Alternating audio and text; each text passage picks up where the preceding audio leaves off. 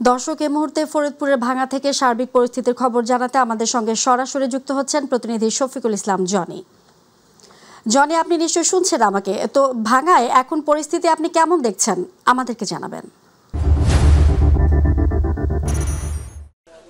ফৌজি, আপনাকে বলে রাখি যে আজ সকাল 11:30টার পর থেকে এই ভাঙায় আন্দোলনকারীরা কিন্তু এক ধরনের তাণ্ডব শুরু করে। সেই তাণ্ডব কিন্তু চলে দুপুর 2:30টা পর্যন্ত। আপনারা জানেন যে, আপনাকে একটু বিষয় বলে রাখি যে আন্দোলনকারীরা সকালে আমরা বিভিন্ন সড়ক মহাসড়ক অবস্থান করছিলাম। সকালে কিন্তু দক্ষিণাঞ্চলের সাথে যান চলাচল স্বাভাবিক ছিল। তো এরপরেই আমরা আইনশৃঙ্খলা বাহিনীর সদস্যদের দেখেছি, তারাও কিন্তু স্বাভাবিক অবস্থানে ছিল।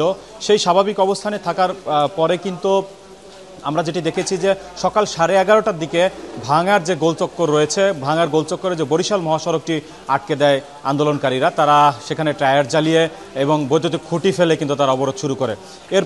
এরপরে আইনশৃঙ্খলা বাহিনীর সদস্য যারা ছিল তারা কিন্তু স্বাভাবিক অবস্থানে ছিল এবং স্বাভাবিক অবস্থানে থাকার পরে কিন্তু আন্দোলনকারীরা বেপরোয়া হয়ে ওঠে। এরপরে তারা বিভিন্ন ধরনের স্লোগান দিতে থাকে এবং তারা বলছে যে তাদের দাবি না মানা পর্যন্ত কিন্তু তারা তাদের আন্দোলন চালিয়ে যাবেন।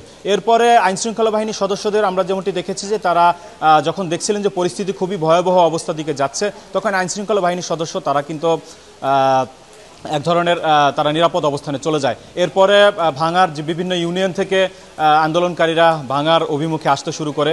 এরপরে তারা বিভিন্ন যে সরকারি যে স্থাপনাগুলো রয়েছে, বিশেষ করে উপজেলা পরিষদ, উপজেলা নির্বাচন অফিস, ভাঙার যে হাইওয়ে থানা এবং ভাঙার যে থানা রয়েছে সেখানে কিন্তু প্রবেশ করে এবং সেখানে ব্যাপক ভাঙচুর এবং অগ্নিসংযোগ চালায়। এই সময় সেই উপজেলা চত্বর এবং ভাঙার থানার মধ্যে থাকা বেশ কিছু গাড়িও কিন্তু তারা ভাঙচুর চলে। তো এই তাণ্ডব প্রায় চলতে থাকে সকাল 11:30টা থেকে বিকাল প্রায় দুপুর 2:30টা পর্যন্ত প্রায় এই তাণ্ডব চলতে থাকে। আপনারা আমার ক্যামেরার সামনে দেখছেন যে মূলত আমি এখন রয়েছি ভাঙা হাইওয়ে থানার মধ্যে।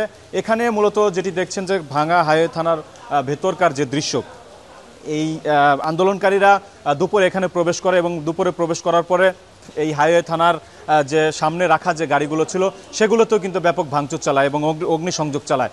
তো সব মিলিয়ে বলা যায় যে ভাঙায় আজ সারাদিন যে ঘটনাটি ঘটেছে সব কিছু মিলে কিন্তু এক ধরনের একটা নেক্কারজনক ঘটনা কিন্তু ঘটেছে। তবে দুঃখের বিষয় একটি বিষয় বলে রাখি যে আন্দোলনকারীরা শুধু সরকারি অফিসই ভাঙচুর করেনি, তারা কিন্তু সংবাদকর্মীদের উপরও কিন্তু হামলা চালিয়েছে।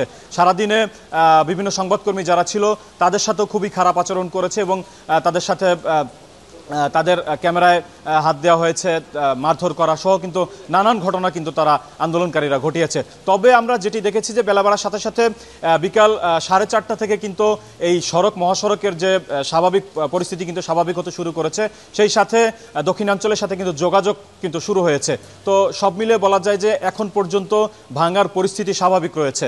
তো ফৌজি, এই ছিল আমার কাছে ভাঙা থেকে সর্বশেষ পরিস্থিতি। জনি, আপনাকে ধন্যবাদ। দর্শক, ফরিদপুরের ভাঙা থেকে সার্বিক পরিস্থিতির খবর জানাতে এতক্ষণ আমাদের সঙ্গে সরাসরি যুক্ত ছিলেন প্রতিনিধি শফিকুল ইসলাম জনি।